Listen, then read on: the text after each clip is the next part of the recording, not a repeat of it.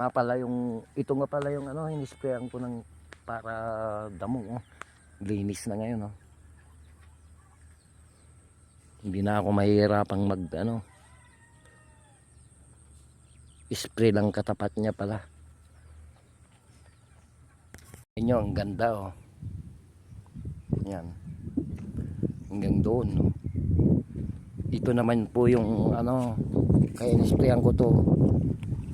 Tataniman ko ng mais to. Madili-dili lang dahil sunod-sunod naman yung bagyong dumarating.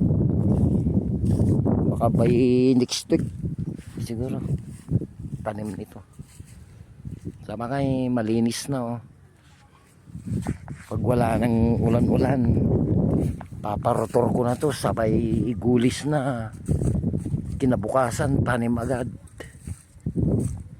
Malinis na kasi yung mga tambak niya oh. Ganda yung inispray ko ah. Malinis.